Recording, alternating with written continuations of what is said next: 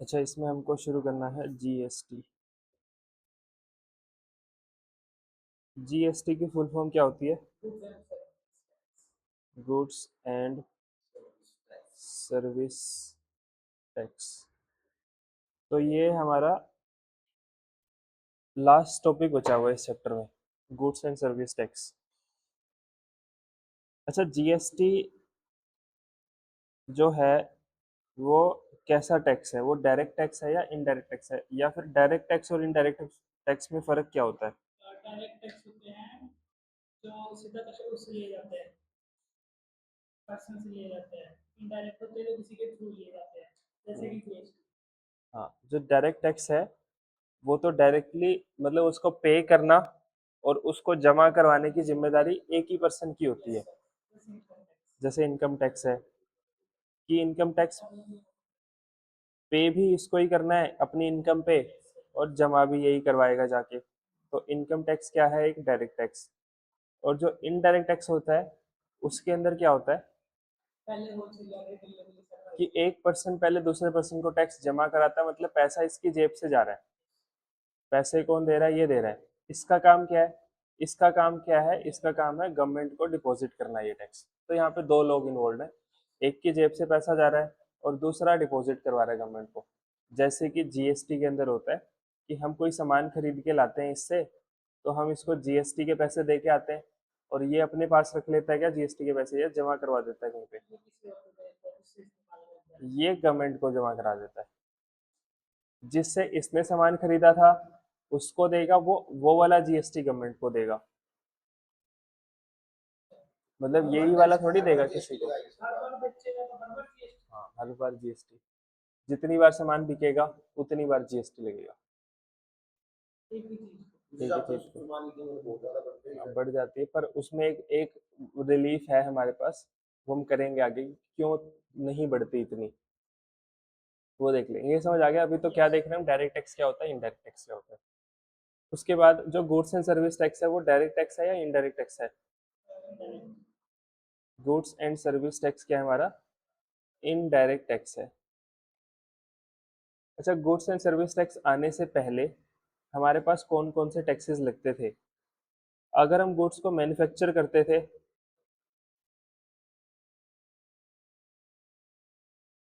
तो हमारे पास लगता था एक्साइज ड्यूटी। अगर गुड्स को मैन्युफैक्चरिंग करते थे हम गुड्स की, तो हमारा क्या लगता था? एक्साइज ड्यूटी लगता था पहले। ठीक है, कि इंडिया में अगर तुम मैन्युफैक्चरिंग करोगे तो तुमको मैन्युफैक्चरिंग के ऊपर टैक्स देना पड़ेगा, एक्साइज ड्यूटी। उसके बाद जब हम गुड्स को सेल करते थे इंट्रा स्टेट, इंट्रा स्टेट मतलब स्टेट के अंदर अंदर ही रह के अगर सामान बेचते थे तो लगता था वैट, वैल्यू एडेड टैक्स था एक हमारे पास। जब हम गुड्स को सेल करते थे इंटर स्टेट तो लगता था CST, CST central sales tax. Good को सेल करते हैं, इंट्रा स्टेट करते हैं मतलब स्टेट के, इंट्रा का मतलब है विद इन द स्टेट। जब हम बेचते थे सामान तो वैट लगता था, इंटर स्टेट मतलब स्टेट के बाहर बेचते थे तो सीएसटी लगता था।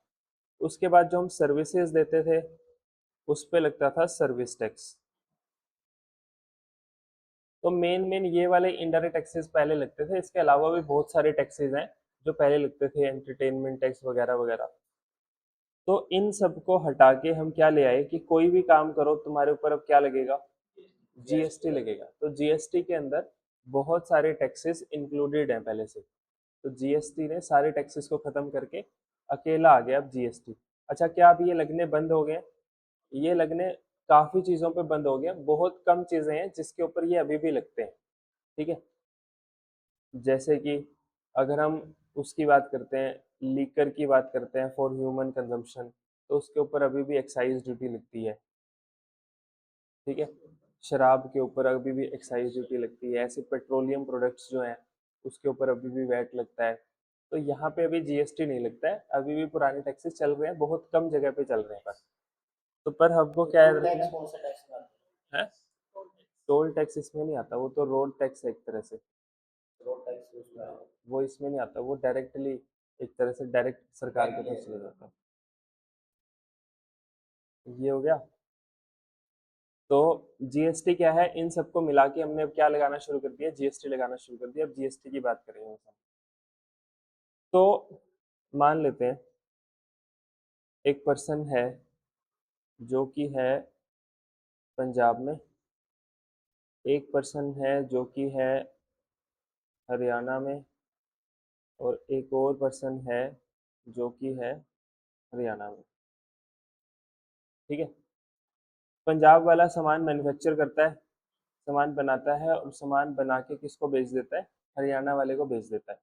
तो मान लेते हैं इसके जो गुड्स की कॉस्ट थी वो आई इसको 10,000 रुपये, 10,000 गुड्स की कॉस्ट आई।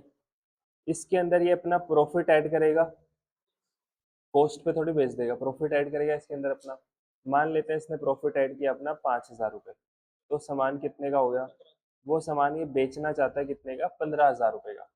तो इसको बोल देते हैं हम सेल प्राइस, इसका कितना है, 15,000 रुपये। फिर ये उसके अंदर अब सरकार का भी काम करेगा थोड़ा सा। सरकार के लिए क्या जोड़ेगा ये, इसके अंदर जीएसटी जोड़ेगा, और वो जीएसटी अपने कस्टमर से, वाई से कलेक्ट कर लेगा, इस पर्सन से कलेक्ट कर लेगा। ठीक है। तो ये मान लेते हैं ए है जो पंजाब में है, ये है बी जो हरियाणा में है, और ये है सी जो हरियाणा में। इसने ऐड किया जीएसटी, और जब जीएसटी ऐड किया, अभी तो नाम ले लेते हैं सिर्फ जीएसटी। तो इसने जीएसटी ऐड किया, मान लेते हैं जीएसटी का रेट सिंपल रखने के लिए 10% मान लेते हैं अभी के लिए। 10% जीएसटी ऐड किया तो ये कितना आ गया, 1,500 रुपये। तो टोटल इस गुड्स की जो वैल्यू इस चार्ज करनी है दूसरे से, वो होगी 16,500 रुपये इसने लेने हैं। ये सामान इसने किसको बेच दिया, बी को बेच दिया, ए ने। जब ए ने बी को सामान बेचा तो बी कितने की पेमेंट करेगा इसको, 16,500 रुपये की पेमेंट करेगा इसको।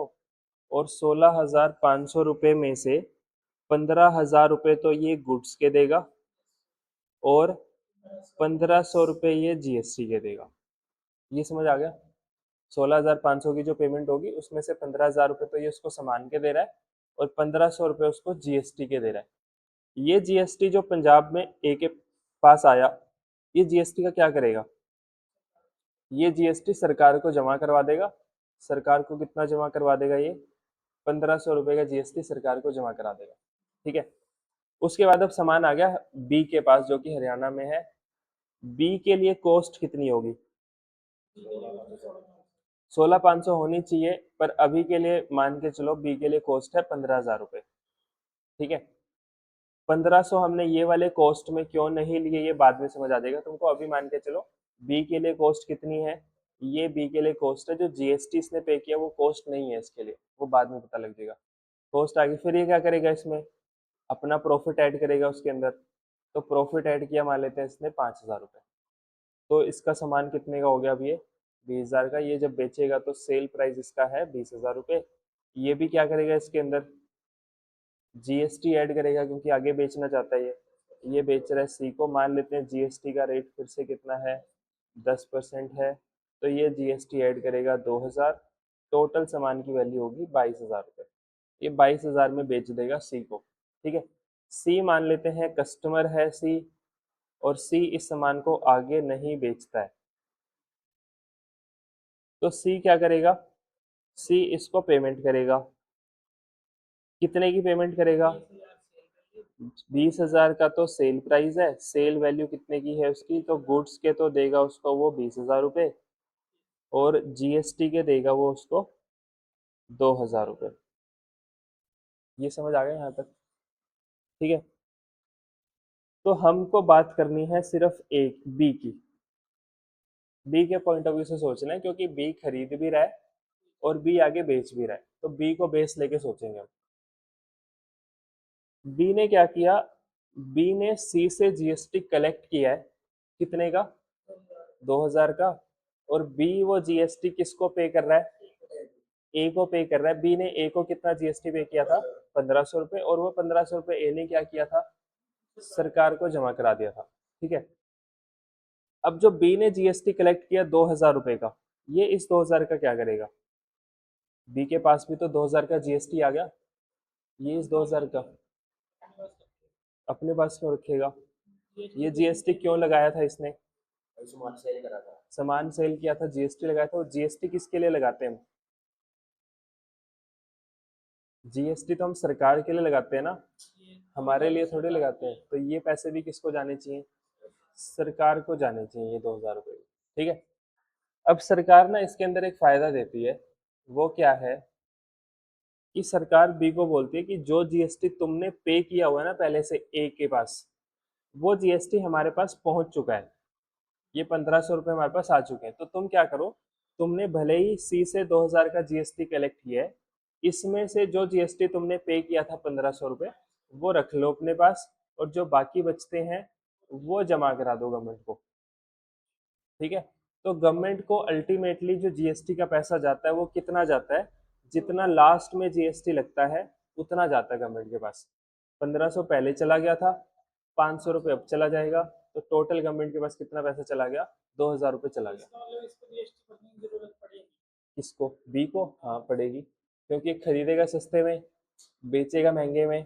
तो ये जब जीएसटी पे करके आएगा तो कम पे करके आएगा, और जीएसटी जब ये कलेक्ट करेगा तो ज़्यादा कलेक्ट करेगा, तो ज़्यादा करेगा उसमें से वो माइनस करके इतना जीएसटी तो पे करना पड़ेगा इसको। 1500 की भी पेमेंट करेंगे, 1500 हाँ जीएसटी की। हाँ। और फिर इसको 1500 वापस भी तो मिलेगी। वापस मिलेंगे मतलब? आपने बोला ना गवर्नमेंट 2000 हाँ में से बोलती है हाँ, 1500। 2000 में से माइनस कर दिया इसने 1500, तो 500 तो जमा कराने पड़ेंगे। वो तो इसके चलो नहीं थे, हाँ 1500 जो इसके हाँ। इसके चले गए। इसका मतलब इसमें से टैक्स किया था। इसकी जेब से कुछ नहीं जाएगा बी की, इसकी जेब से ना नहीं ही ए की जेब से कुछ भी गया।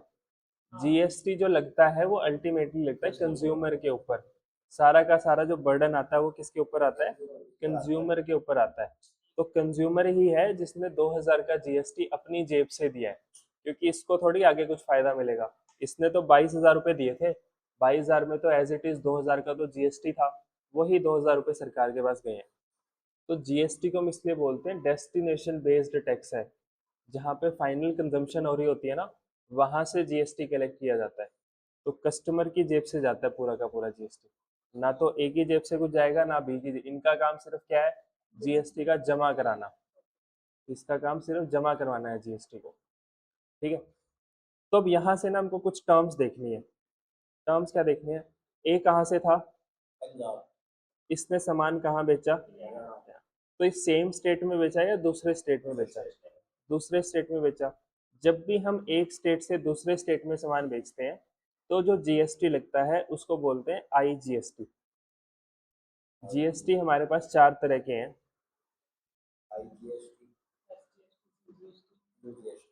एक है आईजीएसटी, एक है सीजीएसटी, एक है एसजीएसटी और एक है यूटीजीएसटी। ठीक है। यूटीजीएसटी का मतलब क्या हो गया? Union territory goods and service tax. SGST का मतलब क्या हो गया? State goods and service tax. CGST का मतलब क्या हो गया? Central goods and service tax. IGST का मतलब होता है integrated goods and service tax.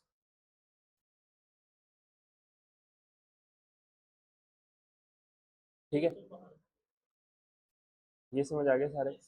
तो अब एक एक करके देखना कौन सा टैक्स कहाँ लगता है। अगर मैं एक स्टेट से दूसरे स्टेट में सामान बेचता हूँ, या फिर एक यूटी से दूसरी यूटी में बेचता हूँ, या फिर एक स्टेट से दूसरी यूटी में बेचता हूँ, या फिर एक यूटी से दूसरे स्टेट में बेचता हूँ, कुछ भी है मतलब उसके बाहर है। चंडीगढ़ से पंजाब में बेचूं, पंजाब से चंडीगढ़ बेचूं, या फिर पंजाब से हरियाणा बेचूं, या हरियाणा से चंडीगढ़ बेचूं, तो ये सारे क्या हैं? अलग अलग स्टेट्स हैं। यूटी भी एक तरह से मान के चलो स्टेट ही है। तो अगर एक स्टेट से दूसरी स्टेट में सामान जाएगा तो जो जीएसटी लगेगा उसको हम क्या बोलेंगे? आईजीएसटी। ये समझ आ गया? जाएगा तो क्या लगेगा? आईजीएसटी। वहाँ स्टेट की जगह यूटी भी हो सकता है। ठीक है, जरूरी नहीं है स्टेट ही होगा, यूटी भी हो सकता है। फिर अगर सामान जाएगा सेम स्टेट में, हरियाणा से हरियाणा में, या फिर पंजाब से पंजाब में, या हिमाचल से हिमाचल में, राजस्थान से राजस्थान में, सेम स्टेट में अगर जाएगा सामान तो दो टैक्स लगेंगे। एक लगेगा सीजीएसटी और एक लगेगा एसजीएसटी। सीजीएसटी और SGST, central goods and service tax और state goods and service tax. अच्छा, अब यहाँ पे तो दो लग रहे हैं तो ज़्यादा लगेगा टैक्स, यहाँ एक लग रहा है तो कम लगेगा टैक्स। ऐसे ही होगा ना। पर ऐसा नहीं है, जो IGST का रेट होता है वो CGST और SGST से डबल होता है। अगर मान लेते हैं CGST का रेट 5% है, SGST का रेट भी 5% है, तो IGST का रेट कितना होगा? 10% होगा। तो टैक्स उतना ही लगता है, पर नाम अलग अलग है इनके। ठीक है, तो ऐसा नहीं है दो लग रहे हैं तो ज़्यादा लगेगा, एक लग रहा है तो कम लगेगा, बराबर ही टैक्स लगता है। ये समझ आ गया? उसके बाद अगर मान लेते हैं ये हरियाणा में होता और ये हरियाणा है, अभी तो ये सेम है। अगर ये चंडीगढ़ होता और ये भी चंडीगढ़ होता, तो क्या लगता? तो भी दो टैक्स लगते, क्योंकि सेम स्टेट है या सेम यूटी है। तो दो कौन कौन से लगते? एक तो लगता है CGST, SGST नहीं लगता, फिर लगता है UTGST, क्योंकि चंडीगढ़ क्या है? यूनियन टेरिटरी है। एनसीआर। चंडीगढ़ क्या है? यूनियन टेरिटरी है ना, जैसे दिल्ली क्या है? यूनियन टेरिटरी है। तुमने पढ़ा हुआ है ना, 7 या 8 कितने कोई भी यूनियन स्टेट टेरिटरीज होती हैं? साफ होती है। 7। 7 चेंज भी हुई थी अभी, वो लद्दाख वगैरह भी यूटी बना दिए थे ना। तोड़ दिया था। हाँ, ये एनसीआर में क्या चक्कर होता है? वो अलग चीज़ है, वो ये नहीं है। 8 यूनियन टेरिटरीज हैं हमारे पास। अंडमान निकोबार, वो भी, जम्मू कश्मीर और लद्दाख भी तो जोड़ दिया था। अंडमान निकोबार, चंडीगढ़, ये Dadra and Nagar Haveli, Daman and Diu, Delhi, Jammu Kashmir, Ladakh, Lakshadweep और पुदुचेरी, ये हमारे पास यूनियन टेरिटरीज हैं सारी। तो यूनियन टेरिटरीज से यूनियन टेरिटरी में अगर कोई सामान जाएगा तो कौन सा GST लगेगा? CGST और UTGST लगेगा। मतलब वही है, कुछ अलग चीज नहीं है। जीएसटी तो लगेगा ही लगेगा। हाँ, स्टेट की जगह यूटी आ जाएगा बस वहाँ पे, क्योंकि वो स्टेट नहीं है, वो यूनियन टेरिटरी है। बस इतना फर्क है इसके अंदर। ठीक है, ये समझ आ गया? तो तीन तरह के, मेनली तीन तरह के GST हो गए, IGST, CGST और SGST। और SGST की जगह UTGST लग जाता है अगर वो यूनियन टेरिटरी होती है। ठीक है, ये समझ आ गया? तो एक चीज तो ये इंपॉर्टेंट थी हमारे पास कि GST कब कौन सा लगता है। तो सिंपल याद रखना है, अगर सप्लाई हो इंटर स्टेट, इंटर स्टेट का मतलब होता है एक स्टेट से दूसरे स्टेट में, या एक यूटी से दूसरे यूटी, या एक यूटी से दूसरे स्टेट में, मतलब स्टेट के बाहर, तो लगता है IGST। अगर सप्लाई हम करते हैं इंट्रा स्टेट, इंट्रा स्टेट का मतलब होता है विद इन द स्टेट, एक स्टेट के अंदर अंदर, तो दो लगते हैं, CGST और SGST। और SGST की जगह UTGST भी हो सकता है अगर वो विद इन यूटी हो, एक टेरिटरी के अंदर अंदर हो, यूनियन टेरिटरी के अंदर अंदर हो, तो फिर CGST और UTGST लगेगा। ये समझ आ गया? एक तो ये चीज इंपॉर्टेंट थी इसके अंदर। दूसरी चीज, हम बात कर रहे हैं बी की। बी ने जब सामान खरीदा ए से, तो उसने ए को GST पे किया। बी ने जब सामान बेचा सी को, तो उसने सी से GST कलेक्ट किया। अगर मैं बी के पॉइंट ऑफ व्यू से सोचूं, तो बी ने ए को तो GST पे किया था और बी ने सी से GST कलेक्ट किया था। ये दोनों अलग अलग चीजें हैं। जो बी ने ए को GST पे किया था ना, इसको हम नाम देते हैं इनपुट GST। इसको हम क्या बोलते हैं? Input GST। पे किया तो इनपुट। अगर हमने GST जो कलेक्ट किया, इसको हम बोलते हैं आउटपुट GST। इनपुट GST क्यों बोल रहे हैं? क्योंकि यहाँ से हमने सामान खरीदा था, हमारे पास इनपुट आया, तो उस पे जो GST पे किया हमने उसको बोल रहे हैं इनपुट GST। और जिसमें हमने सामान बेचा, मतलब सामान हमारे पास से गया, तो ये आउटपुट था, तो इस पे जो GST था तो हम बोल रहे हैं आउटपुट GST। समझ आ गया? जब हम GST पे करेंगे तो क्या होगा? Input GST। और GST जब हम कलेक्ट करेंगे तो GST होगा आउटपुट GST। तो अगर हम GST पे कर रहे हैं तो वो होगा इनपुट, अगर हम GST कलेक्ट कर रहे हैं हमारे कस्टमर से तो वो होगा आउटपुट। अच्छा, जब हमें GST पे किया, तो जब पे किया था तो IGST था वो, तो मैं बोलूंगा ये हमने जो पे किया ये इनपुट IGST है। पे किया है तो उसको क्या बोलेंगे? पूरा नाम क्या है? Input IGST।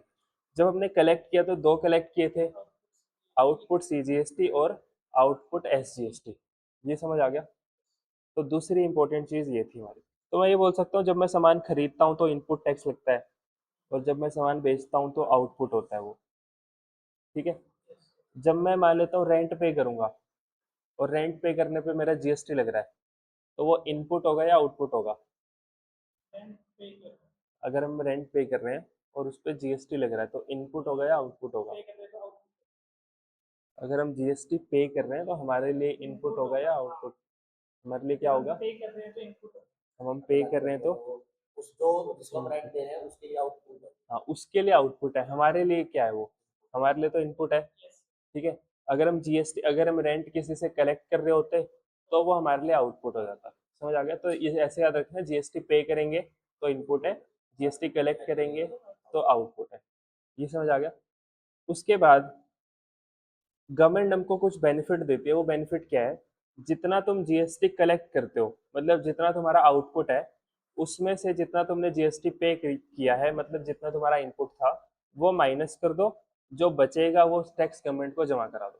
ठीक है, मतलब गवर्नमेंट हमको अलाउ करती है आउटपुट में से इनपुट टैक्स को माइनस करके जो भी बचेगा वो तुम गवर्नमेंट को जमा करा दो। यहाँ तक समझ आ गया? उसके बाद ना इसके सेट ऑफ के रूल्स करने हैं हमको। रूल्स क्या करने हैं कि आउटपुट भी तीन तरह का है हमारे पास, IGST, CGST, SGST, और इनपुट भी तीन तरह का है हमारे पास, आई जीएसटी, सी जीएसटी। तो कौन सा जीएसटी कौन से जीएसटी में से माइनस हो सकता है, कौन सा माइनस नहीं हो सकता, तो ऐसे कुछ हमको रूल्स देखने हैं इसके। अभी तो हमने सीधा सीधा बोल दिया आउटपुट में से इनपुट माइनस करो, जो बचेगा सरकार को दे दो, पर ऐसा नहीं होता है, रूल्स देखने पड़ेंगे इसको, कौन सा किस में से माइनस करना अलाउड है या नहीं है। ठीक है, अच्छा जो जीएसटी हमने ये इनपुट जीएसटी, ये आई जीएसटी जो था ना, चलो पहले इसकी बात कर लेते हैं। हरियाणा से सामान बेचा हरियाणा में तो दो जीएसटी लगे, सी जीएसटी और एस जीएसटी। जो इसमें से सी जीएसटी वाला पोर्शन होता है ये तो चला जाता है सेंट्रल गवर्नमेंट के पास, जो एस जीएसटी वाला पोर्शन हो जाता है वो चला जाता है स्टेट गवर्नमेंट के पास। इसलिए दो अलग अलग किए हुए हैं। ठीक है, जो सी जीएसटी है वो सेंट्रल गवर्नमेंट के पास चला जाता है, जो एस जीएसटी है वो स्टेट गवर्नमेंट के पास चला जाता है। जब पंजाब से हरियाणा में सेल होती है तो जीएसटी लगता है आई जीएसटी। जो आई जीएसटी है वो पहले तो सेंटर के पास चला जाता है, उसमें से जितना हिस्सा बनता है, नॉर्मली 50% आधा होता है, वो स्टेट को सेंट्रल गवर्नमेंट दे देती है। आई जीएसटी पहले किसके पास जाता है? सेंट्रल गवर्नमेंट के पास जाता है, मतलब उसमें से गवर्नमेंट को देना है हाँ, वो अपने वो अपने आप हिसाब कर लेते हैं अपना। ठीक है, ये भी समझ आ गया? तो मेनली जो इम्पोर्टेंट दो चीजें थी हमारी वो ये वाली दो चीजें थी। इंटर स्टेट सप्लाई होगी तो I GST, intra state supply होगी तो दो लगेंगे, सी जीएसटी और एस जीएसटी। दूसरी चीज, अगर हम जीएसटी पे करते हैं तो इनपुट होता है, जीएसटी जब हम कलेक्ट करते हैं तो आउटपुट होता है। उसके बाद इनपुट आउटपुट में से इनपुट माइनस करने के कुछ रूल्स देखेंगे बाद में। अभी हमको बात करनी है जनरल एंट्रीज की। ठीक है, क्योंकि चैप्टर कौन सा चल रहा है? चैप्टर जीएसटी नहीं चल रहा है, चैप्टर चल रहा है जनरल एंट्री। जनरल एंट्रीज क्या होंगी इसकी? तो अब सुनना क्या है इसके अंदर। मैंने तुमको बोला था कि इसकी कॉस्ट वैसे तो बन रही थी 16,500। हमने बोला 16,500 मत लो, कितनी लो? 15,000 लो इसकी कॉस्ट। हमने इसको कॉस्ट नहीं माना था, जीएसटी को कॉस्ट नहीं माना। जीएसटी को कॉस्ट कॉस्ट क्यों नहीं माना? क्योंकि जीएसटी का फायदा हमको मिल रहा है, इसलिए हमने इसको कॉस्ट नहीं माना, क्योंकि इसका फायदा तो हमको मिल ही रहा है। ठीक है, तो जिसका फायदा हमको बाद में मिल जाएगा तो वो कॉस्ट थोड़ी है हमारी, वो है हमारे लिए एक एसेट। जो जीएसटी में इसको पे कर रहा हूँ 1,500 रुपये, इसका फायदा मेरे को बाद में मिलेगा। जिस भी चीज का फायदा मेरे को बाद में मिलता है वो क्या हो जाता है मेरे लिए? एसेट हो जाता है। तो मैं ये बोल सकता हूँ कि इनपुट जीएसटी जो हमारे लिए क्या होता है, वो हमारे लिए होता है एसेट। क्योंकि अगर मेरे को जनरल एंट्रीज करनी है तो मेरे को मॉडर्न अप्रोच लगानी है, वहां पे मेरे को पता तो होना चाहिए एसेट, लाइबिलिटी, इनकम क्या है वो चीज, तभी तो रूल लगाऊंगा डेबिट और क्रेडिट का। तो इनपुट को क्या मानना है हमने? इनपुट को मानना है एसेट। ठीक है, जो जीएसटी हम सामने अपने कस्टमर से कलेक्ट करते हैं वो जीएसटी हमने सरकार को देना होता है, तो वो मेरे लिए होती है लाइबिलिटी। तो आउटपुट जीएसटी हमारे लिए क्या होगा? लाइबिलिटी होगी। तो इनपुट जीएसटी हमारे लिए होगा एसेट और आउटपुट जीएसटी हमारे लिए होगी लाइबिलिटी। मतलब इसके ऊपर तो रूल लगेगा एसेट का, इस पे रूल लगेगा लाइबिलिटी का। इसका मतलब तुम्हारे पास एसेट अगर बढ़ रहा है तो डेबिट कर दोगे, कम हो रहा है तो क्रेडिट कर दोगे। ऐसी लाइबिलिटी बढ़ रही है तो क्रेडिट कर दोगे, लाइबिलिटी कम हो रही है तो डेबिट कर दोगे। इसलिए हमने पता लगा लिया ये एसेट है, ये लाइबिलिटी। तो इनपुट क्या होता है? एसेट, और आउटपुट क्या होती है? लाइबिलिटी। यहाँ तक समझ आ गया? अब चलो जनरल एंट्रीज करते हैं। Example, purchased goods from Ram and company of ₹50,000 within the state, CGST at the rate 9%, SGST at the rate 9%। Entry समझ आ गई? परचेज की एंट्री है। अगर ये ना लिखा होता तो एंट्री क्या होती? नॉर्मल होती है। तो एंट्री क्या होती? क्या बोलते हैं, purchase account debit to Ram. Purchase account तो डेबिट हो जाता टू राम एंड कंपनी, क्योंकि राम एंड कंपनी हमारे लिए क्या होगी? लाइबिलिटी क्रेडिटर होगी, तो इसलिए हमने उसको क्रेडिट कर दिया और अमाउंट आ जाती 50,000 और 50,000, ये हो जाता नॉर्मल। अब उसमें आ गया जीएसटी भी। तो जीएसटी आने की वजह से पहली बात तो ये जीएसटी इनपुट है या आउटपुट है? ये है क्या बोलते हैं, परचेज हम्म, करना। परचेज किया हमने तो जीएसटी पे किया होगा, तो ये इनपुट है हमारे लिए। इनपुट है तो एसेट है, एसेट बढ़ रहा है हमारे पास, तो डेबिट होगा या क्रेडिट होगा? डेबिट होगा। तो एंट्री में हम लिखेंगे input CGST account debit, input SGST account debit to Ram and company. ठीक है।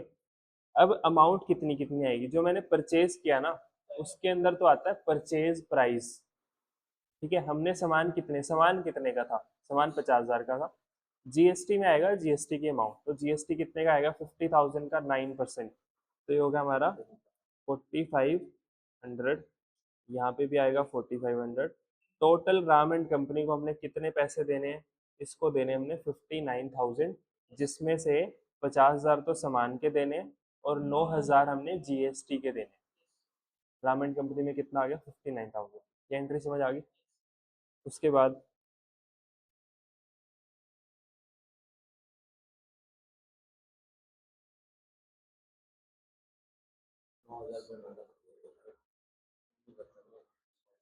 तो इसको कहाँ पर तो वापस मिल जाएगा।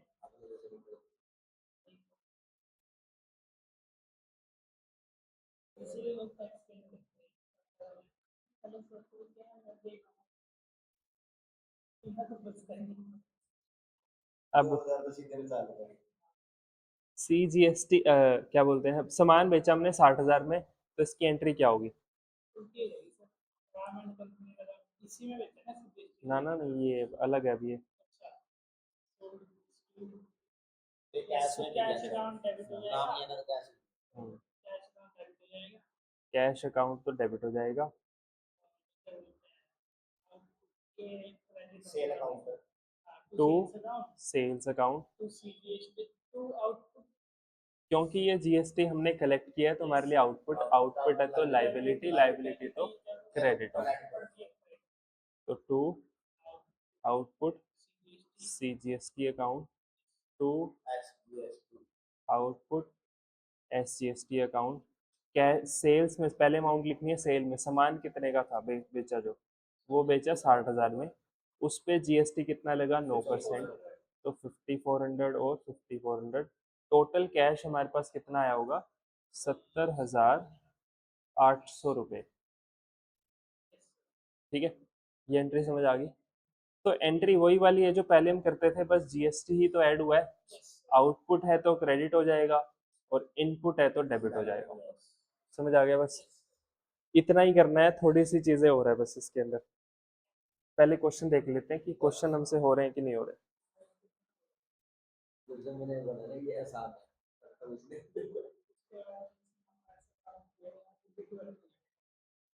हमारा काम होता है इसके बाद। आधा बेटा जैसे मैंने बताया ना, किशोर शेयर में एडवांस। अब तक नहीं आया ना। हाँ अब तो आ गया।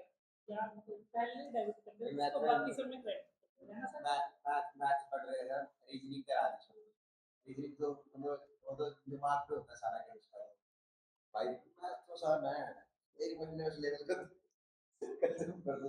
जब भी स्टार्ट होगा वो है ना सबको बोलते हैं कि इजी ग्रुप पे करा दो हमारा बैक बहुत ठीक हो जाएगा सर हो ही नहीं रहा वो प्रॉब्लम, बन नहीं रहा वो problem। अरे जब इको पढ़ते थे ना हमें बोलते थे क्लास में और उसमें ट्रिग्नोमेट्री इनवर्स ट्रिग्नोमेट्री कितनी होती है तो यार तुम गुणांश की वैल्यू निकल दो तुम पे मैं बेटा मैंने तो बोला बोलते थे सब बोलते हैं तुम लोग सर बेसिकली मैं उसकी मैडम तक तो जाती थी क्या करो गुणा भागी तो करना सर जो बंदा बेसिक लेके बैठा वो ये मैथ वाला नहीं है वो देगा ऐसी बात कर रहा हूँ।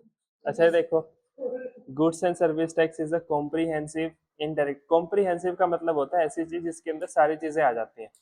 तो जीएसटी क्या है? कॉम्प्रिहेंसिव इनडायरेक्ट टैक्स है जिसके अंदर बाकी के सारे टैक्स आ जाते हैं।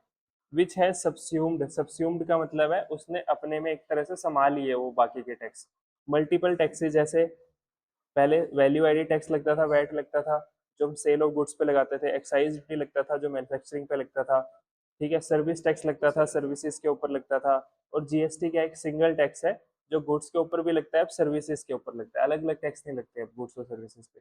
उसके बाद जीएसटी से पहले क्या क्या लगता था? अगर मैन्युफैक्चर करना है तो एक्साइज लगेगा, स्टेट के अंदर अंदर बेचना है तो वैट लगेगा, स्टेट के बाहर बेचना है तो सीएसटी सेंट्रल सेल्स टैक्स लगेगा, और अगर सर्विसेज देनी है तो सर्विस टैक्स लगेगा। ये भी पढ़ेंगे ना ना, ये सारी थ्योरेटिकल पार्ट है स्टार्टिंग का। उसके बाद पोस्ट जीएसटी, जीएसटी आने के बाद क्या होगा? सिंगल टैक्स लगने लग गया सबके ऊपर, जीएसटी, चाहे गुड्स हो चाहे सर्विस हो। अब तो क्या लगता है? जीएसटी ही लगता है। पर कुछ जगहें ऐसी हैं अभी भी जहां पे अभी भी पुराने वाले टैक्सेस लगते हैं, पर वो बहुत कम जगह हैं। उसके बाद सेलिएंट फीचर ऑफ जीएसटी। अच्छा, जीएसटी का एक सबसे इंपॉर्टेंट फीचर है ये, there is no tax on tax और cascading of taxes under GST system. GST के अंदर ऐसा नहीं होता कि टैक्स ऑन टैक्स लग रहा है। जैसे कि अभी जो हमने किया था, इसके अंदर देखो,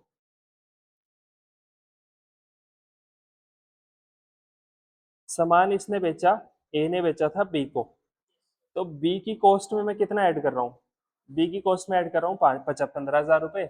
इसमें हमने प्रॉफिट ऐड किया, प्रॉफिट के बाद आया हमारा सेल प्राइस, उस पर हमने जीएसटी ऐड किया। अगर मैं यहाँ पे 15,000 की जगह ले लेता 16,500, तो इसके अंदर 1,500 का जीएसटी भी आ जाता।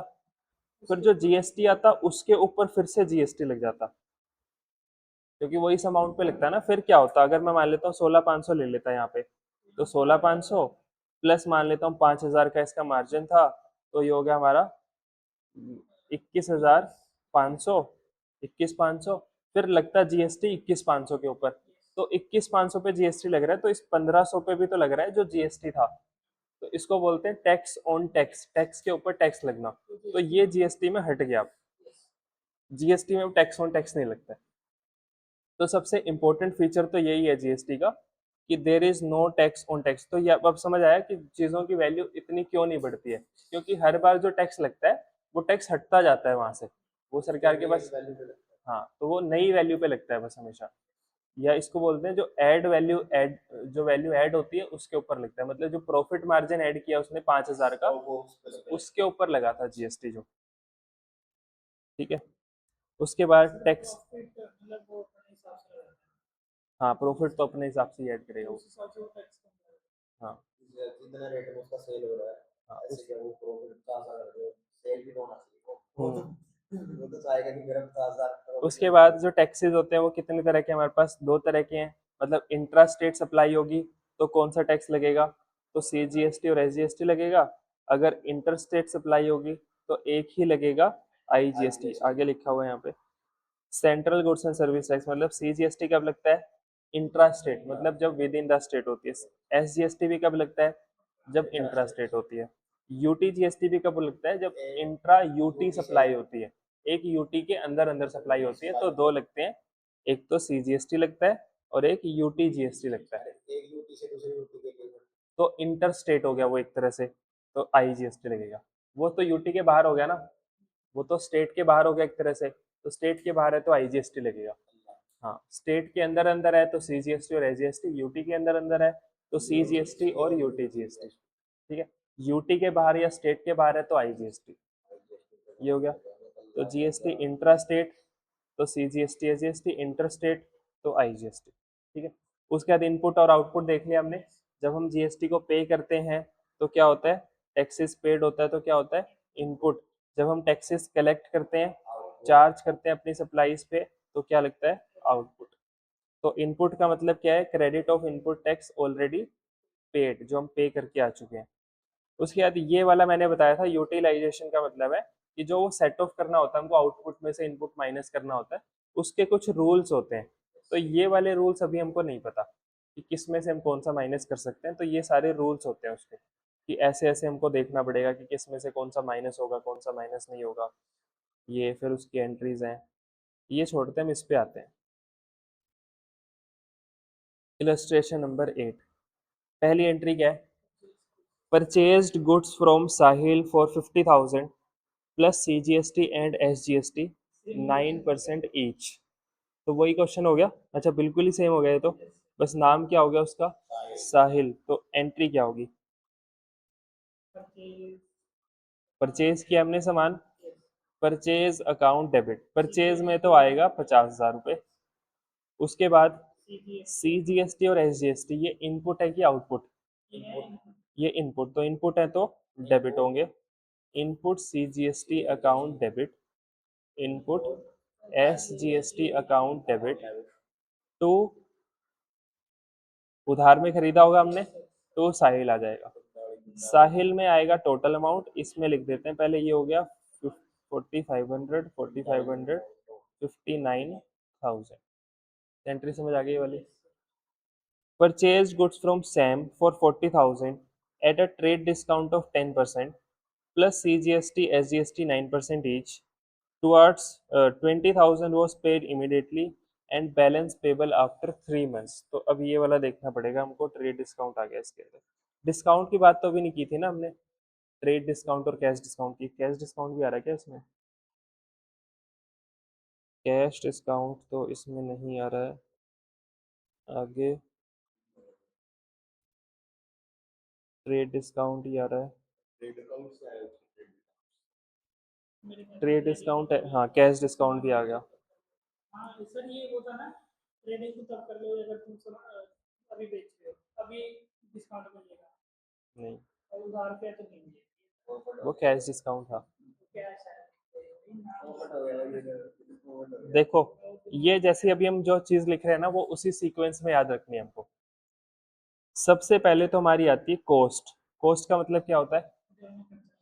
जो सामान हमको पड़ा है, जितने का हमको पड़ा है। तो मान लेते हैं वो सामान हमको पड़ा था 10,000 रुपये का। इसके बाद हम इसमें ऐड करते हैं हमारा प्रॉफिट या फिर हमारा मार्जिन। तो प्रॉफिट मान लेते हैं इसमें हमारा है 5,000 का, तो वैल्यू आ गई इसकी 15,000। इसको हम बोलते हैं लिस्ट प्राइस। ठीक है, इसको नाम क्या देते हैं हम? List price. लिस्ट प्राइस का मतलब क्या होता है कि जो प्राइस मैंने लिस्ट किया हुआ है। जैसे मान लेते हो तुम, ऐसा होता है ना कि जैसे तुम किसी दुकान पे जाओ, वहां पे लिस्ट लगी होती है, ये लोगे तो इतने का, ये लोगे तो इतने का, वो क्या है? उनका लिस्ट प्राइस है वो। ठीक है, तो अगर मान लेता हूँ तुम किसी डेयरी पे गए और डेयरी पे पनीर का रेट लिखा हुआ है, ठीक है, कितना लिखा हुआ है? मान लेते हैं 400 रुपये लिखा हुआ है।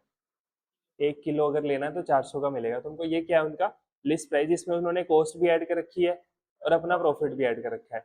तो तुम अगर मान लेता हो उससे 1 किलो पनीर लोगे तो वो कितने का देगा? 400 रुपये का देगा। मान लेते हैं तुम उसको बोल रहे हो मेरे को 1 किलो नहीं चाहिए, मेरे को शादी के लिए चाहिए, 10 किलो चाहिए पनीर। तो क्या वो 400 का ही देगा या थोड़ा डिस्काउंट दे सकता है वो? डिस्काउंट अगर तुम ज्यादा लोगे, क्वांटिटी ज्यादा लोगे, तो क्या वो उतने रेट में ही देगा या थोड़ा बहुत डिस्काउंट दे सकता है उस टाइम पे वो? डिस्काउंट दे देंगे अगर क्वांटिटी ज्यादा होगी, ये नहीं हाँ, कि 100 ग्राम किलो। हाँ, नहीं नहीं, क्वांटिटी ये लिख दी 10 किलो, हाँ, उसमें तो मिल जाएगा डिस्काउंट। डिस्काउंट मिल जाएगा उसके अंदर। तो डिस अगर मैं ये बोल सकता हूँ कि अगर मैं बल्क क्वांटिटी में कोई सामान खरीदता हूँ तो मेरे को डिस्काउंट मिल जाता है, सस्ता पड़ जाता है। इसको हम बोलते हैं ट्रेड डिस्काउंट। बड़ा बड़े लेवल पे। हाँ, कि अगर मैं बल्क क्वांटिटी में खरीदूंगा तो ट्रेड डिस्काउंट मिल जाएगा हमको, जो कि मान लेते हैं हमारे केस में है 10%। ठीक है, तो 15,000 में से हमको ट्रेड डिस्काउंट मिल जाएगा कितने का? 1,500 रुपये का।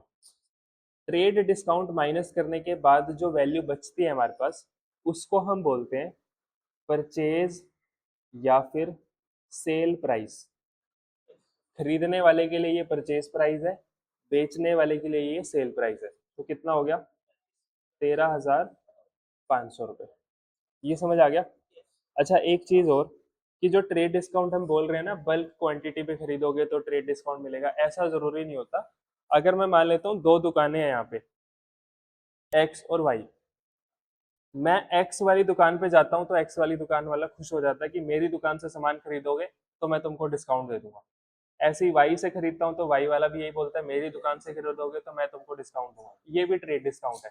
तो ट्रेड डिस्काउंट का मतलब सिंपल क्या है, अगर तुम मेरे साथ ट्रेड करोगे ना, मेरे साथ सेल परचेज करोगे तो मैं तुमको डिस्काउंट दूंगा, वो ट्रेड डिस्काउंट होता है बस। ठीक है, तो ट्रेड डिस्काउंट हमको जरूरी नहीं है बल्क क्वांटिटी पे ही मिलेगा, वो नॉर्मली भी मिल जाता है ट्रेड डिस्काउंट हमको। ये समझ आ गया? तो ट्रेड डिस्काउंट माइनस किया हमने किस में से, लिस्ट प्राइस में से, तो क्या अमाउंट आ गई हमारे पास, परचेज या फिर सेल प्राइस आ गया हमारे पास। जैसे ही हमारे पास परचेज या सेल प्राइस आ जाता है तो इसके ऊपर वाली चीज हमारे किसी भी काम की नहीं रहती है। अब जो भी काम की चीज है वो नीचे वाली चीज काम की है, ऊपर वाली चीज कोई भी काम की नहीं है। किसी भी एंट्री में हम ऊपर वाली चीज को नहीं दिखाएंगे, भूल जाएंगे ट्रेड डिस्काउंट भी कुछ था। ट्रेड डिस्काउंट जैसे ही माइनस हुआ तो वो ऊपर वाली चीज कोई भी काम की नहीं है। हमारा क्या निकल गया, परचेज या फिर सेल प्राइस निकल गया। इसमें से फिर वो हमको बोलता है 13,500 रुपये तुमने देने हैं, मेरे को सामान खरीद रहे हो, मैं बोल रहा हूँ 1 महीने बाद दे दूंगा या 10 दिन बाद दे दूंगा। तो मेरे को एक और ऑफर देता है कि अगर तुम पैसे आज की आज दे देते हो या फिर तुम मेरे को पैसे दे देते हो 2 दिन बाद, मतलब वो टाइम बताएगा। मैंने बोला 1 महीने, वो अपना टाइम बताएगा कि तुम अगर इतने दिन के अंदर अंदर पैसे दे देते हो या अभी दे देते हो तो मैं तुमको और डिस्काउंट दूंगा, जिसको हम बोलते हैं कैश डिस्काउंट। कैश डिस्काउंट का मतलब क्या है, ये डायरेक्टली किससे रिलेटेड है, पेमेंट से, कि अगर तुम पेमेंट टाइम से कर दोगे तो तुमको और डिस्काउंट मिलेगा, जिसको हम क्या बोलते हैं, कैश डिस्काउंट। मान लेते हैं कैश डिस्काउंट था अपना 2% का, 2% का कैश डिस्काउंट हो गया 270 रुपये।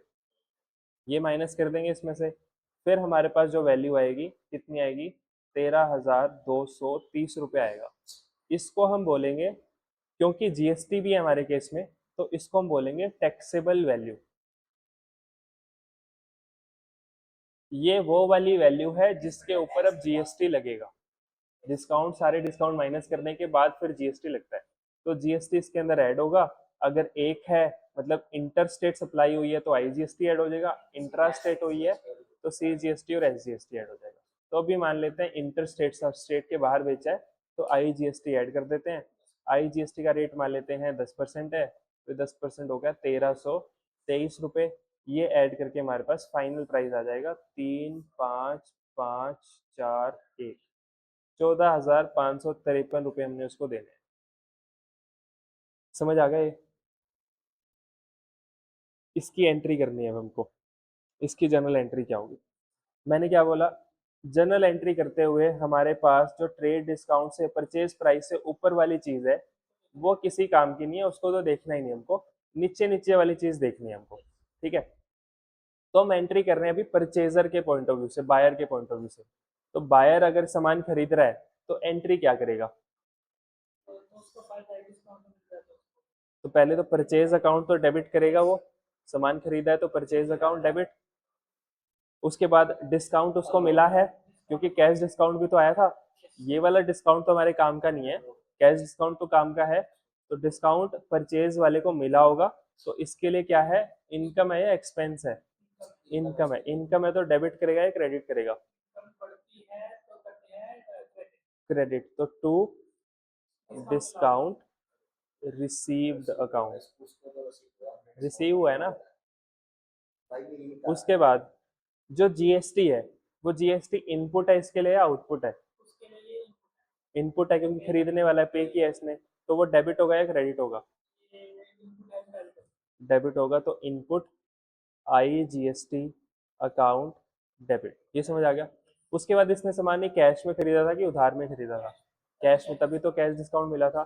तो कैश हमारे पास से चला जाएगा टू कैश अकाउंट, ये एंट्री होगी उसकी। ठीक है, अमाउंट भर देते हैं। अगर इसमें स्टार्ट करके टाइम भी है, हम्म, अगर टाइम देगा तो भी कैश हाँ में। नहीं, अगर इसने आज की आज पेमेंट कर दी तो कैश, अगर आज नहीं की तो वो करेंगे, उधार की एंट्री होगी, फिर यहाँ पे कैश डिस्काउंट नहीं आएगा, डिस्काउंट उसको मिलेगा अभी नहीं मिलेगा, फिर वो तो जब पैसे देगा तब मिलेगा, तो इसके अंदर।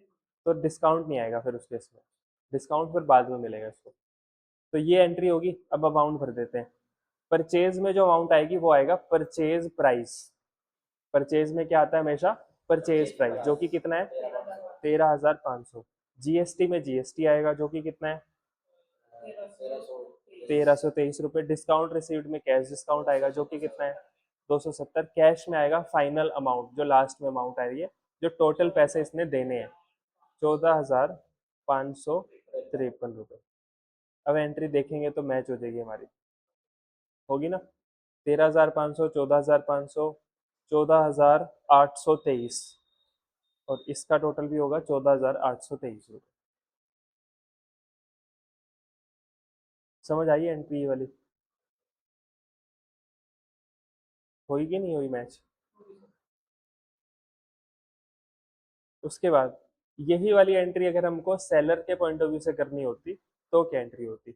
तो सेलर को कैश मिल रहा होता, cash account debit. Seller discount दे रहा होता तो डिस्काउंट अलाउड डेबिट हो जाता। तो आउटपुट सेल्स है तो सेल्स क्रेडिट हो जाती, और आउटपुट जीएसटी है तो आउटपुट आईजीएसटी क्रेडिट हो जाता। टू आउटपुट आईजीएसटी अकाउंट, ये एंट्री होती। सेल में आता सेल प्राइस। सेल प्राइस कितने का है? सेल प्राइस कितने का था? 13,500 रुपए का। आउटपुट आईजीएसटी में आएगा आईजीएसटी जो कि है 1,323 रुपए।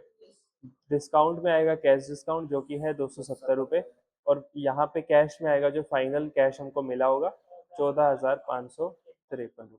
ये एंट्री इसके लिए। समझ आ गई? तो ये हमको इसी सीक्वेंस में याद रखना है। सबसे पहले आती है कॉस्ट, फिर ऐड होता है उसमें प्रॉफिट, फिर आ जाता है लिस्ट प्राइस। लिस्ट प्राइस में से माइनस करते हैं हम ट्रेड डिस्काउंट, तो आ जाता है परचेज या सेल प्राइस। उसके बाद माइनस होता है कैश डिस्काउंट, तो आ जाती है टैक्सेबल वैल्यू जिस पे टैक्स लगता है। फिर उसके ऊपर टैक्स ऐड होता है तो हमारा फाइनल प्राइस आ जाता है, और उसके हिसाब से ये एंट्री करनी होती है हमको। ठीक है, तो इस पे आ जाते हैं। हम थे शायद 8th पे, ये था हमारा।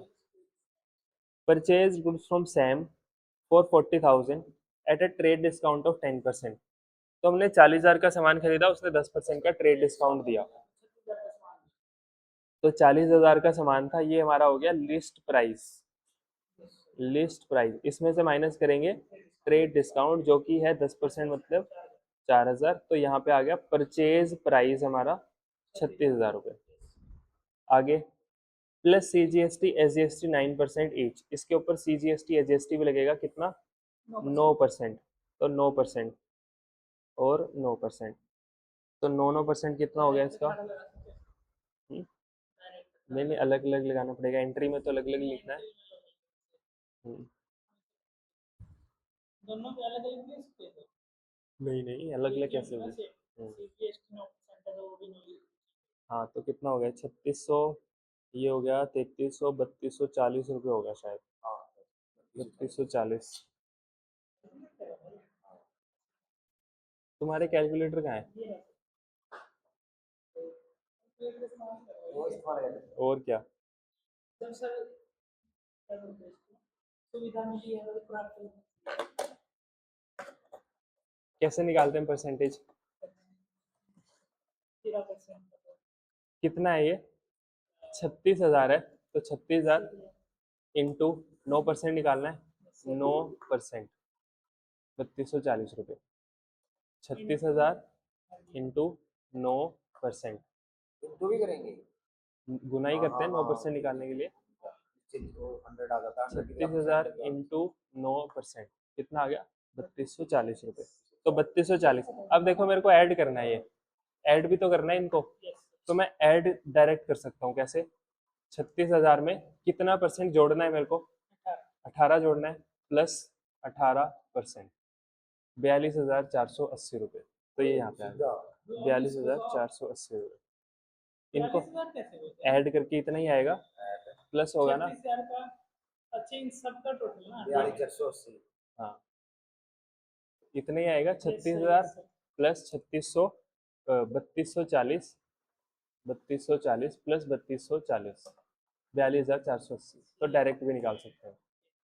हम कैसे निकालते हैं? 36,000 इंटू 9 डिवाइड बाय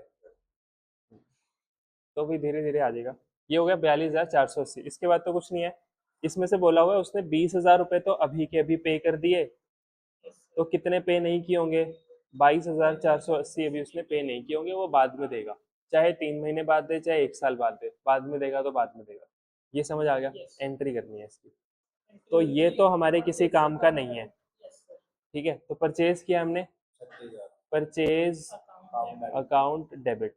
परचेज में आएगा परचेज प्राइस जो कि है 36,000 रुपये। उसके बाद ये जीएसटी जो है वो हमारे लिए क्या है? इनपुट। इनपुट है तो दो आएंगे, input CGST account debit, input SGST account debit. ये आएगा 3240, ये आएगा 3240। उसके बाद जो हमने पेमेंट कर दी वो तो आ जाएगा कैश में 20,000 रुपये। जो पेमेंट नहीं की वो आ जाएगा उसका नाम टू सैम अकाउंट, ये आएगा 22,480 रुपये। समझ आ गया? 22,480 ठीक है। उसके बाद ये वाली एंट्री अभी नहीं करेंगे, ये अभी हमको इसका एक टॉपिक और सीखना है इसके अंदर, तब करेंगे। ये छोड़ देते हैं अभी। उसके बाद ये वाली एंट्री अभी नहीं होगी हमसे, बाकी हो जाएगी, बाकी की बाकी हो जाएंगी सारी। Fourth entry, paid rent to Gagandeep for 30,000 plus CGST SGST 6%। Rent पे किया तो इनपुट है या आउटपुट है? रेंट पे किया है। रेंट पे किया है हमने तो जीएसटी भी पे किया होगा। जीएसटी अगर पे किया है, हाँ, तब भी रेंट ही था। रेंट अगर हमने पे किया है तो जीएसटी भी पे किया होगा। जब जीएसटी हम पे करते हैं तो इनपुट होता है। सेम यही तो है, परचेज जब हम करते हैं तो जीएसटी पे करते हैं या रिसीव करते हैं? पे करते हैं ना। जीएसटी पे करते हैं तो क्या होता है? इनपुट होता है। ऐसे रेंट पे करेंगे तो भी जीएसटी पे करेंगे, जीएसटी पे करेंगे तो क्या होगा? इनपुट होगा। तो जीएसटी जब भी पेमेंट होगी जीएसटी की तो वो हमारे लिए क्या है? इनपुट जीएसटी है। तो एंट्री क्या होगी? खर्चे की एंट्री क्या होती है? Rent account debit to cash, यही एंट्री होती है। बस इसमें जीएसटी भी आ गया और जीएसटी इनपुट है। इनपुट है तो क्या होगा? डेबिट या क्रेडिट? डेबिट, तो डेबिट कर देंगे। इनपुट कैश की वजह इसका नाम नहीं आएगा। क्यों? पेड रेंट है, पेमेंट की हमने रेंट की, उधार थोड़ी होगा। Input CGST account debit, input SGST account debit to cash account. Rent में आएगा कितने का रेंट था? 30,000 का। जीएसटी में आएगा उसका 6% जो कि होगा 1,800 रुपये। उसके बाद यहाँ पे आएगा 33,600 रुपये। समझ आ गई ये एंट्री? ये थी रेंट की, ये होगी। फिर उसके बाद परचेज फर्नीचर फॉर 44,000। हाँ, पे करते हैं तो इनपुट आता है। अब यहाँ पे हमने फर्नीचर खरीदा, फर्नीचर खरीदा तो इनपुट है आउटपुट? इनपुट आएगा यहाँ पे भी तो इनपुट आ जाएगा। समझ आ गया? इसकी एंट्री भी हम आते हैं, फिर से आएंगे इस पे, पहले लास्ट वाली देख लेते हैं। Purchase machinery from MS symphony industries for 1,40,000 plus CGST SGST 9% each, paid 1 lakh immediately and balance to be paid after 2। तो सेम वही वाली एंट्री है, सेम यही वाली एंट्री है ना, बस ट्रेड डिस्काउंट नहीं है इसके अंदर, बाकी तो वही है। तो इसके अंदर परचेज वर्ड यूज करेंगे या मशीनरी यूज करेंगे? मशीनरी, क्योंकि मशीन खरीदी हमने यहाँ पे। तो सीधी सीधी एंट्री लिख लेते हैं, मशीनरी अकाउंट डेबिट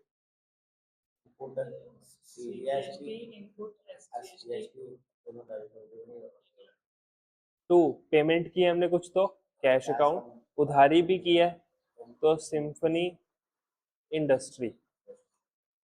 ठीक है। तो जो मशीन मैंने खरीदी वो मशीन थी 1,40,000 की।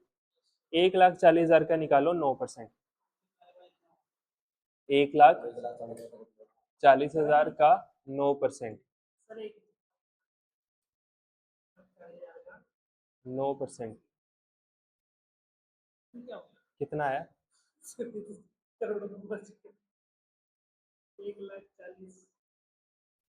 हो गया ना, 1,40,000 मल्टीप्लाई बाय 9% है ना। 14 लाख हो गए। क्या कर रहे हो? हाँ हाँ।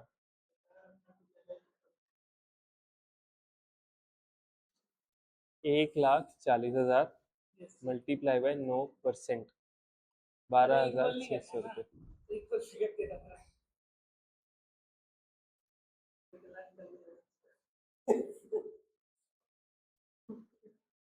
अरे अपने आप ही निकल जाता है इक्वल करने के 12,600 हो गया, Yes. 9%। उसके बाद हमको क्या करना था, Total. 1,40,000 इंटू प्लस करना है इसमें कितना, 18%। तो टोटल पैसे बनेंगे उसके 1,65,200 रुपये, जिसमें से हमने कितना दे दिया उसको, 1 लाख तो दे दिए, 65,200 रुपये भी देने हैं, वो हमने क्रेडिटर बना दिया। ये समझ आ गया। तो ये थी एंट्री। फिर सिक्स एंट्री में क्या है, purchase furniture for 44,800 including IGST। ये 44,800 में IGST पहले से इंक्लूडेड है, बाकी सब में क्या था, अलग से प्लस करना पड़ रहा था। Yes. बाकी सब में अलग से जोड़ रहे थे ना, इसमें क्या है, पहले से इंक्लूडेड IGST निकालना नहीं है, मैं निकाल करना है, निकालना है। कितना परसेंट है 12%? नहीं गलत है। परचेज अकाउंट उसमें डेबिट, पहले ही ऐड उसमें निकालना ही हाँ तो कितना, माइनस कर देंगे ना फिर 12% हटा देंगे। कितने पे करेगा 12%? 48,400 44,000 वो ऐड हो गया है इतना, तो माइनस दिमाग नहीं है तेरे में। तो क्या करेंगे, पता क्या करेंगे? वही बनाएंगे ना सर, क्या करेंगे वो लगा भी देते पहले। देखो परचेज वाली अमाउंट हमको नहीं पता है, क्योंकि परचेज वाली अमाउंट होती है, परचेज नहीं आएगा शायद, यहाँ पे आएगा फर्नीचर। ठीक है, फर्नीचर की अमाउंट हमको नहीं पता है कितने का फर्नीचर था, ना ही हमको GST पता है, हमको टोटल अमाउंट पता है। टोटल अमाउंट कितनी है, 44,800 रुपये टोटल हमने पैसे दिए हैं उसको, जिसमें 12,000 का GST भी इंक्लूडेड है। हमको क्या करना है, GST को अलग करना है और फर्नीचर कितने का था उसको अलग करना है। ठीक है, तो मैं अगर मान लूँ फर्नीचर की वैल्यू 100% थी, तो इसमें 12% का GST ऐड हुआ होगा, तो ये जो 44,800 अमाउंट आ रही है, ये 112% आ रही है। ठीक है ना, जो 44,800 आ रही है कितनी आ रही है, 112। ये तो समझ आ गया। उसके बाद कैलकुलेटर पे जो भी है, 44,800 अगर ये 112% है और मैं इसको 112 से डिवाइड कर दूं तो 1% आ जाएगा। अगर ये 112% है कोई भी चीज, 112 से डिवाइड कर दूं तो 1% आ जाएगा। ये 1% है, हमको कितना चाहिए, हमको चाहिए 100%। मल्टीप्लाई बाय 100% आ गया 40,000 रुपये। 40,000 का फर्नीचर था जिसपे 12% का GST लगा होगा 4,800 रुपये, तो ये आया होगा 44,800 रुपये। कैसे निकालेगा बताना? 44,800 Yes, sir. की अमाउंट कितनी है, 112 112%, तो हमने डिवाइड किया 112 से, 112 से, ये आ गया हमारे पास 1%, 400 रुपये। मल्टीप्लाई किया, हमको निकालना है 100%, तो ये हो गया 100%, 40,000। इसको हम डायरेक्ट भी कर सकते हैं, 44,800 डिवाइडेड बाय 112%, डायरेक्ट 40,000 भी आ जाएगा। 40,000 आ गया। तो फिर सर मुझे लगा 12th में भी था, इसमें उसमें x मान के काट निकालते थे ना, हाँ डायरेक्ट नहीं हाँ, लगता था। तो एक्स मान के करते थे जब हमारे पास कैलकुलेटर नहीं था, अभी तो हम डायरेक्ट कर सकते हैं। ये बोल रहा मैं कि ठीक है भाई, ठीक है। तो ये क्वेश्चन हो गया हमारा GST का। अभी GST के अंदर हमारी और चीजें बची हुई हैं, वो हम कल करेंगे। इससे रिलेटेड भी क्वेश्चन दे दो सर आप कर लेंगे। इससे रिलेटेड क्वेश्चन है इसके अगला, और सर 9 ये वाला क्वेश्चन है, इसके अंदर तुमको क्वेश्चन करना है, wait defective these goods are, ये वाली एंट्री नहीं करनी इसमें से, 10 और 10 ये नहीं करनी, बस बाकी करनी है। 10 और 13 हाँ, 10 और 13 वाली नहीं करनी, बाकी एंट्रीज कर लेना। और क्वेश्चन भी मैं भेज दूंगा, जनरल के भी भेज दूंगा और GST के भी भेज दूंगा। तो ये क्वेश्चन कर लेना, कल फिर GST को खत्म कर देंगे।